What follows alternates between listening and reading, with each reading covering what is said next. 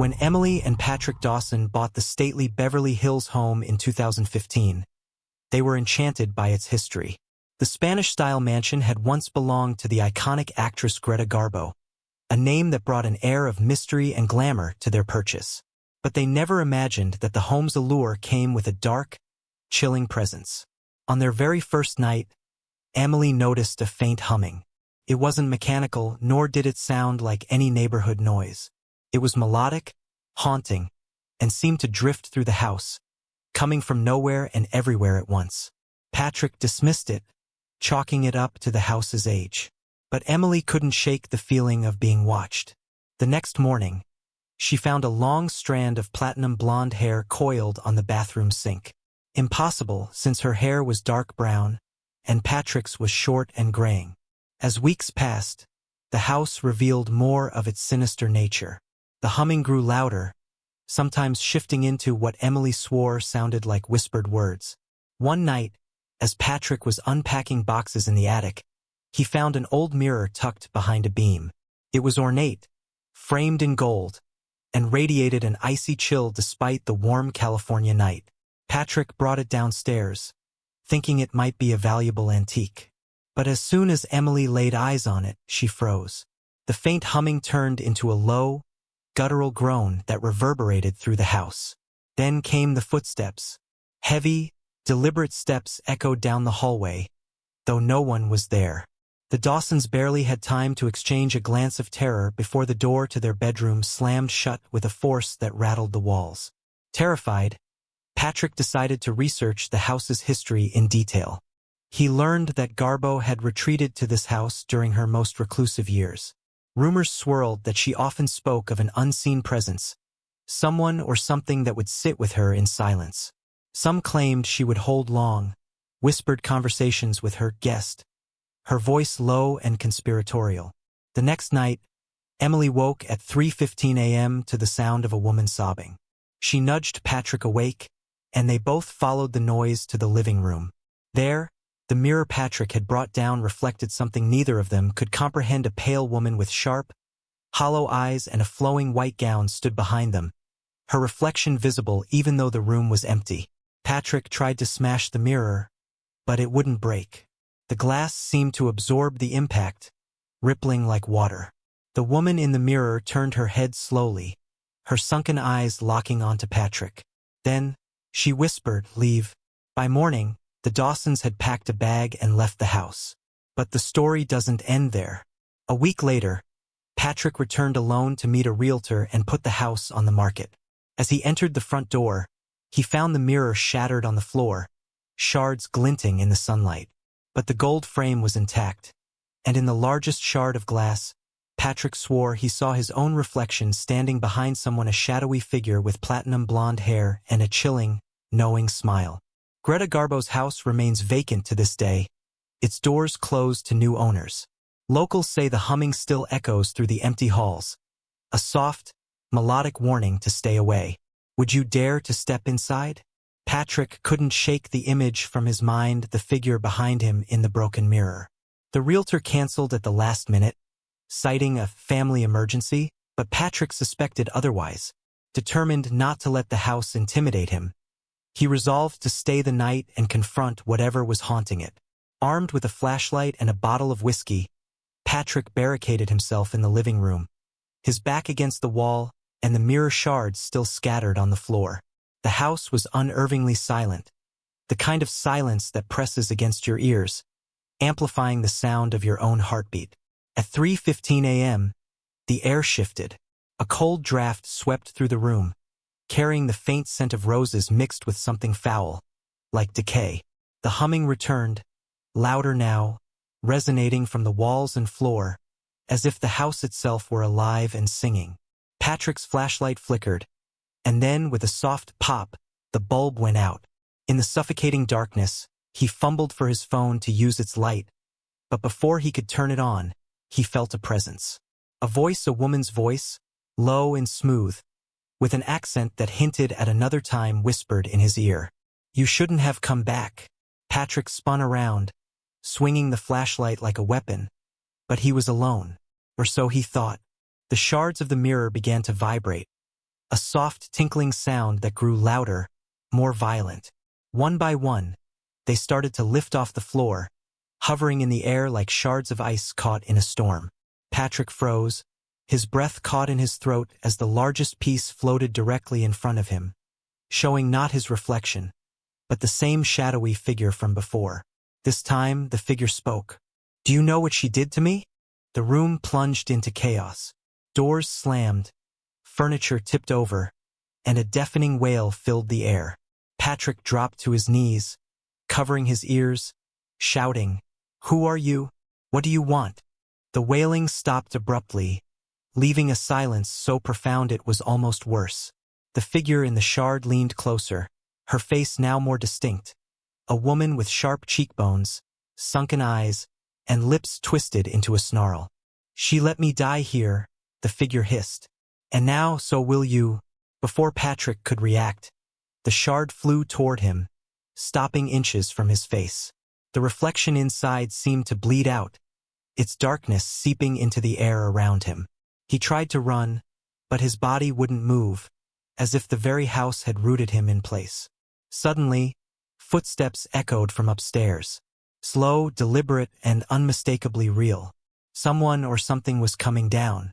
Don't forget to subscribe and like if you liked this story. The footsteps descended with an unnatural rhythm, as if the person or thing coming down wasn't constrained by human limitations. Each step reverberated through the house, growing louder and heavier until Patrick swore the walls themselves were trembling. He finally broke free from the paralysis and stumbled backward, his eyes locked on the staircase. At the top, shrouded in shadows, stood a silhouette. It wasn't the figure from the mirror. This was something else entirely taller, broader, and completely still. "Who's there?" Patrick's voice cracked as he shouted, his words barely louder than a whisper. The figure took another step down and then another. As it moved, the air around it seemed to shimmer and bend, like heat rising from asphalt, distorting the space. Patrick's flashlight flickered back to life on the floor, casting a weak beam that illuminated the edge of the staircase. What it revealed made Patrick's stomach lurch. A single hand gripped the banister, pale and withered, its fingers impossibly long, the nails cracked and yellowed. The figure paused, as if it wanted Patrick to see, to understand what was coming for him. The humming started again, but this time it wasn't melodic. It was discordant, grating, like a broken music box winding down. The noise scraped against Patrick's nerves, driving him toward the brink of panic. "Leave me alone," he screamed, but his voice was swallowed by the sound. Then, everything stopped. The figure froze mid-step. The humming ceased. The house fell into a silence so profound that Patrick could hear the blood rushing in his ears. For a fleeting moment, he thought it might be over. But then, from behind him, a soft voice spoke. "You shouldn't have touched her things." Patrick spun around to see a woman standing in the doorway to the dining room. She was dressed in 1930s-style evening wear, her hair styled in delicate waves. Her expression was serene, but her eyes burned with something far from human, a cold, unrelenting fury. It was Greta Garbo, or at least it looked like her. What are you?" Patrick stammered, backing away. She didn't answer. Instead, she lifted her hand and pointed toward the mirror shards on the floor. The pieces began to tremble again, rising into the air one by one. Patrick watched in horror as they slowly reassembled themselves into the unbroken mirror, which floated upright, facing him. The reflection was not his own. It was Garbo's, but distorted, her face stretched and warped, her smile too wide, her teeth too sharp. Behind her, the shadowy figure from the staircase loomed, its eyes glowing faintly in the darkness. "You've seen too much," Garbo's voice echoed, though her lips didn't move. The house seemed to close in around him, the walls shrinking, the air growing thick and suffocating. Patrick felt the weight of invisible hands pressing down on him, forcing him to his knees. As the pressure built, he noticed something horrifying. His own reflection in the mirror began to change. His skin grew pale, his features gaunt, his eyes hollow. "Please," he gasped, struggling to breathe. "What do you want?" Garbo tilted her head, her smile fading. For the first time, she looked almost sad.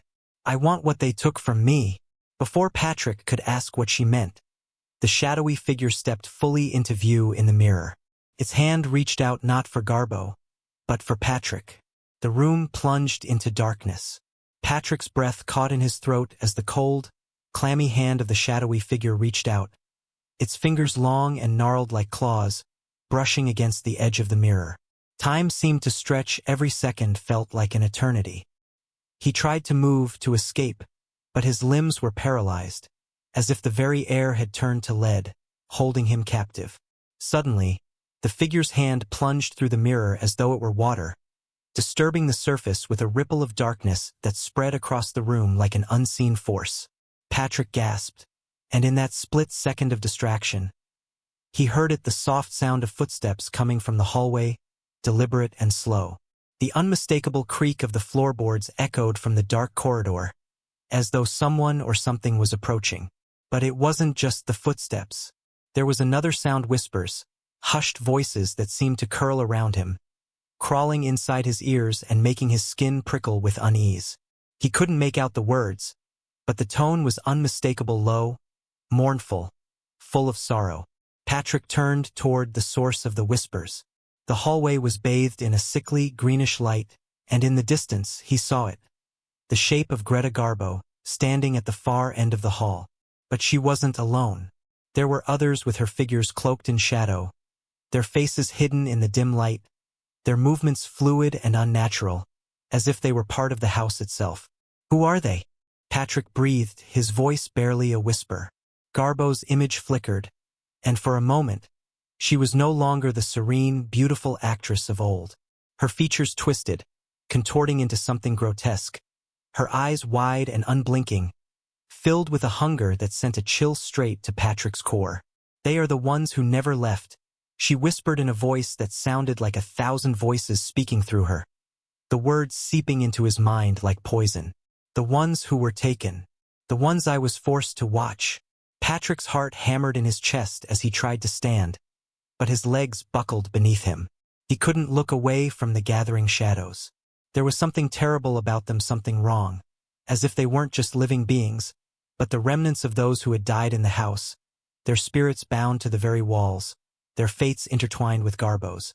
The whispers grew louder, becoming distinct voices, each one pleading, begging, demanding to be freed. "Help us," one voice pleaded, its tone desperate. "We never left. We were forgotten." Another voice joined in, ragged and strained. "She made us stay. She made us." The air became thick with the stench of decay. It was as if the house had become a tomb, a mausoleum for those who had been trapped in it. And then, just as the room seemed to suffocate under the weight of their torment, the floor beneath Patrick began to crack. The very foundation of the house groaned as though it were about to collapse into itself. Patrick gasped, trying to crawl away, but the floor splintered beneath him, and he tumbled into the dark, opening void below. The house had swallowed him whole. He landed hard, his body aching as he skidded to a stop on a cold stone surface. He looked up, blinking through the blackness. His eyes adjusted to the faint, flickering light that seemed to come from nowhere and everywhere all at once. He was in a basement, a hidden room, forgotten even by the house itself. The walls were lined with shelves, cluttered with dusty, forgotten trinkets, old photographs, and strange objects that seemed to pulse with a life of their own.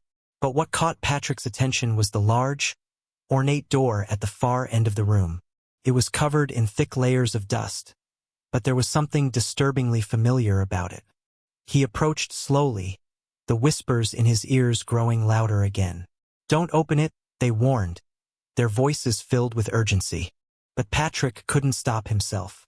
He had to know what was behind that door. The twisted, grotesque figure of Garbo still lingered in his mind, her cruel, hollow eyes watching him. What did she want from him? What was this house hiding? With a trembling hand, he reached for the doorknob. It was cold, as if it hadn't been touched in decades. Yet the moment he grasped it, a jolt of ice shot through his body. He pulled the door open, and the room beyond was revealed to him. What he saw made his blood run cold. The room beyond the door was not like any basement Patrick had ever seen. It wasn't just dark, it was suffocating, as though the air itself was thick with something ancient and malevolent. The walls were covered in strange, faded symbols, their meanings long forgotten, and the floor was scattered with broken glass, shattered porcelain, and dried petals. As Patrick stepped inside, the door slammed shut behind him with a deafening crash. He spun around, but there was no sign of the doorway, only a smooth, featureless wall. Panic gripped him. His breath quickened, his heart pounding as the room seemed to shrink, the darkness pressing in around him. Then he saw it.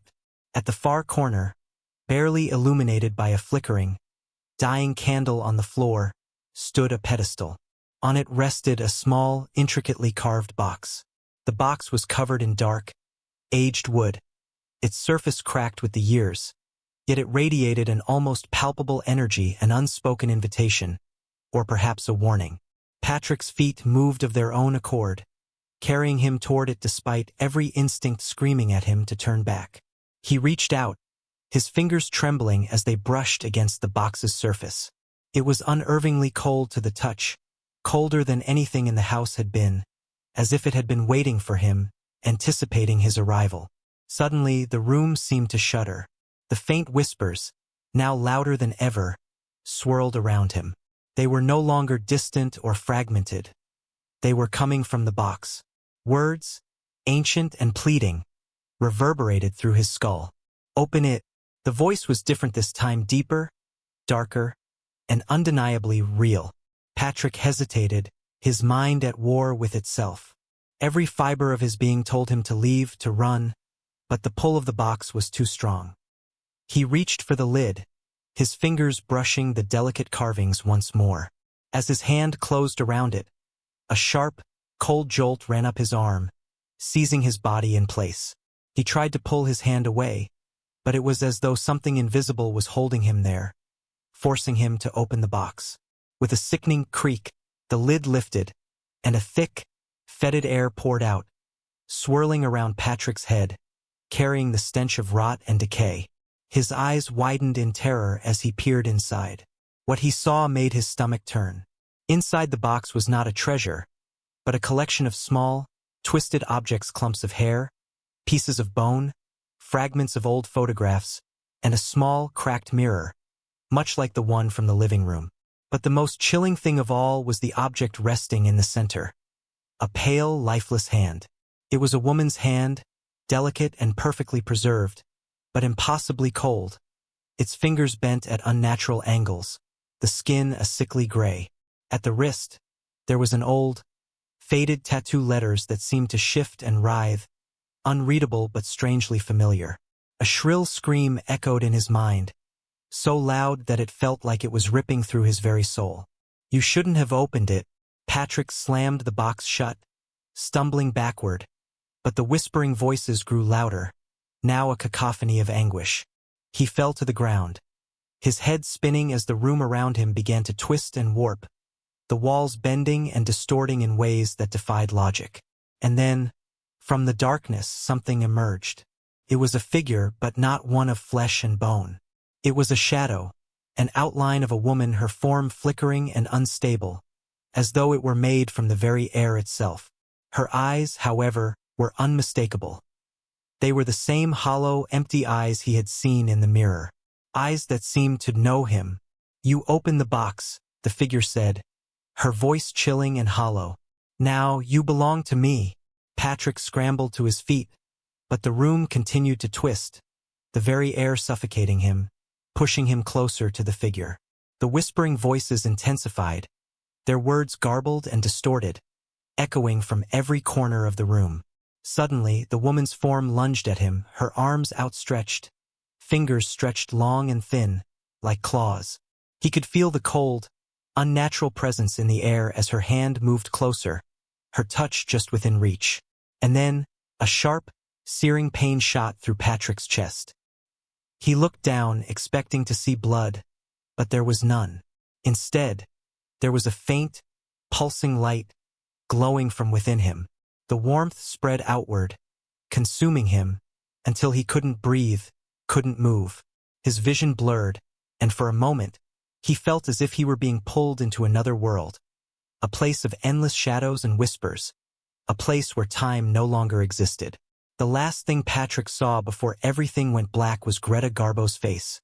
Her smile twisted into something unrecognizable, her hollow eyes staring into his soul. And then nothing. When Patrick awoke, the room was silent. The shadows that had once moved with a life of their own now stood still, as if they had never been. His body felt heavy, like he was anchored to the ground by some invisible force. He blinked and looked around, but everything was the same. The strange box, the flickering candle, the cold, lifeless air. But something was different, something had changed. He stood shakily, his legs unsteady, as if he hadn't used them in years. He turned toward the door, but as he did, he saw the mirror. It stood against the wall now, framed in dust, as if it had always been there. And inside the reflection, there was no longer just his face. The shadowy figure of Garbo stood behind him, her face cold and unfeeling. And beside her, the others, the ones who had never left. Patrick reached out, his fingers trembling, but he could no longer move. The cold, dead touch of Garbo's hand closed over his wrist, her voice whispering in his ear, "Now, you are one of us." And as the darkness closed in, Patrick's reflection smiled back at him, hollow, empty, and forever trapped in the house that no one ever truly left. Don't forget to subscribe and like if you liked this story. Any coincidences with real events or characters are accidental.